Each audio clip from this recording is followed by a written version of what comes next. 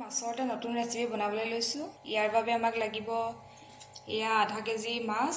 মাছখিনি মই আগতে নিমখ হালধি সানি থৈছিলোঁ। এয়া দুটা পকা বিলাহী, দুটা মিডিয়াম সাইজৰ পিঁয়াজ এনেকৈ কাটি লৈছোঁ, দুটা কেঁচা জলকীয়া আৰু এয়া অলপমান ধনিয়া আৰু এয়া মগজ। আহক এতিয়া আমি ৰেচিপিটো বনাবলৈ আৰম্ভ কৰোঁ। এতিয়া আমি কেৰাহীখনত তেল দি মাছখিনি ফ্ৰাই কৰি ল'ম। প্ৰথমতে আমি মাছখিনি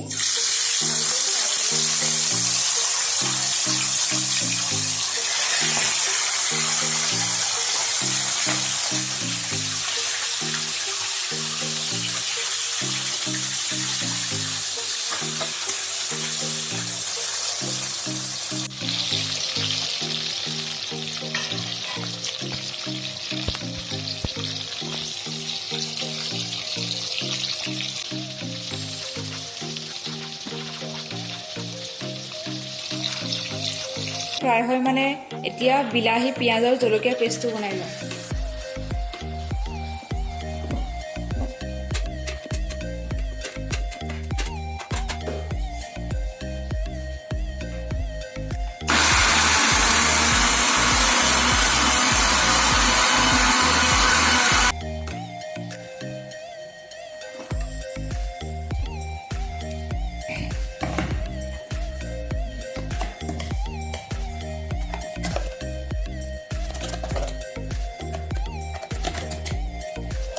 এতিয়া পেষ্টখিনি এনেকৈ এটা বাটিত কাঢ়ি লৈছোঁ।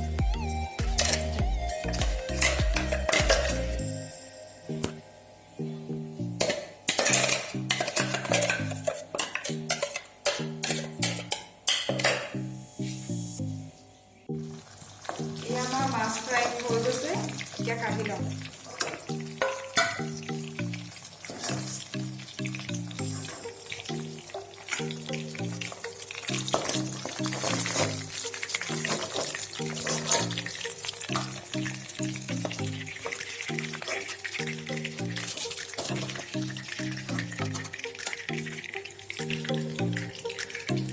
এতিয়া তেলত 1 চামুচ গোটা জিৰা আৰু ধনিয়াৰ গুড়ি,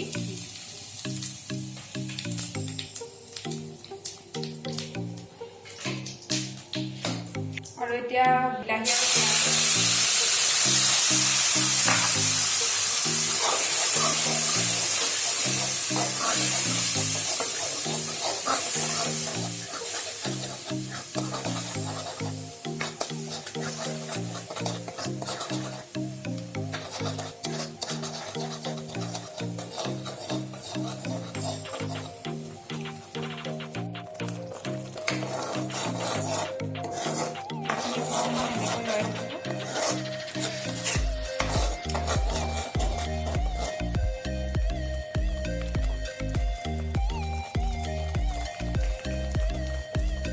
তেল অকণমান হালধি গুড়ি, ৰেড চিলি পাউডাৰ, কচুৰি মেথি আৰু অকণমান নিমখ দি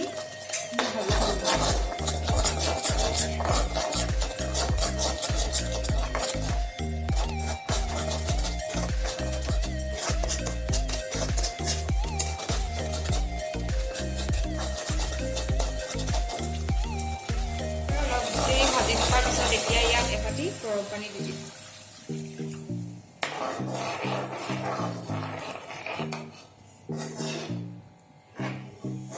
এতিয়া ঢাকোনখন অলপ দেৰি বন্ধ কৰি দিম। এতিয়া ইয়াৰ ঢাকনখন দাঙি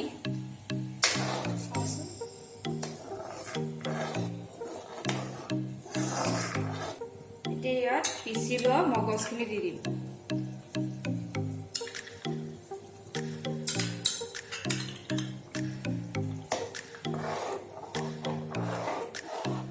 এনেকৈ ভালকৈ লৰাই এতিয়া আমি অলপ সময়ৰ বাবে ঢাকি দিম।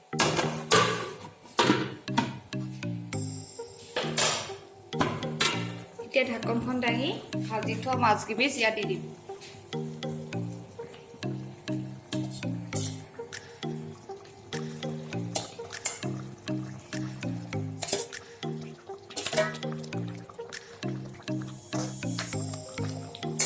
অকণমান সময় আকৌ ঢাকি দিম।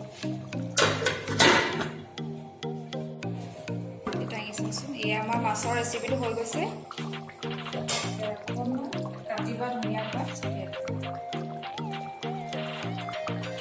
এতিয়া এইখিনি এটা পাত্ৰত কাঢ়ি ল'ম।